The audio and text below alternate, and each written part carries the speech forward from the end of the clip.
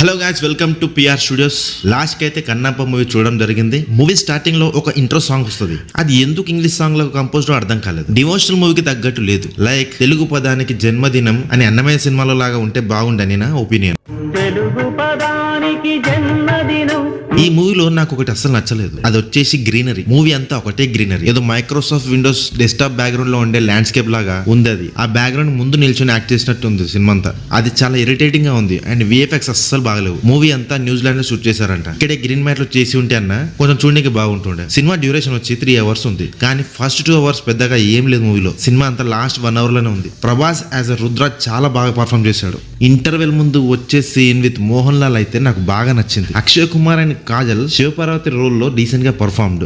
మోహన్ బాబు గారి గురించి కొత్తగా చెప్పాల్సిన పని లేదు. అండ్ విష్ణు మంచు గురించి చెప్పాలి కదా. అసలు నాకు ఈ మూవీ మీద ఫ్రమ్ ద ఫస్ట్ నుంచే పెద్దగా ఎక్స్పెక్టేషన్స్ ఏం లేకుండే. ఏం యాక్టింగ్ చేసింది అసలు నేను ఎప్పుడు ఎక్స్పెక్ట్ చేయలేదు అసలు అట్లా యాక్ట్ చేస్తాడని. లాస్ట్ ఒక 20 minutes అనుకుంటా. ఓవరాల్ 3 hours లో ఆ 20 minutes లో ఆయన యాక్టింగ్ తో మూవీని పైకి లేపిండు. ఇంకా మిగతా యాక్టర్స్ అంతా డీసెంట్ గా పర్ఫామ్ చేశారు.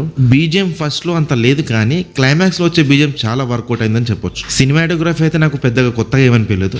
సో ఓవరాల్ గా ఈ సినిమా నాకు ఫస్ట్ హాఫ్ అంత నచ్చలేదు, కానీ సెకండ్ హాఫ్ అయితే చాలా బాగుంది. ఖచ్చితంగా ఒకసారి అయితే చూడొచ్చు. సినిమా చాలా బాగుంది. సో ఇది నా ఒపీనియన్. కన్నప్ప స్టారింగ్ విష్ణు మంచు, ప్రభాస్ అండ్ అక్షయ్ కుమార్. మీరు ఈ మూవీ చూస్తే నా ఒపీనియన్ మీద మీ ఒపీనియన్ ఏంటో కమెంట్స్ లో షేర్ చేయండి. వీడియో నచ్చితే లైక్ చేయండి, షేర్ చేయండి అండ్ మా ఛానల్ని సబ్స్క్రైబ్ చేసుకోండి. నెక్స్ట్ వీడియోలో కలుద్దాం. Thank you for watching this video.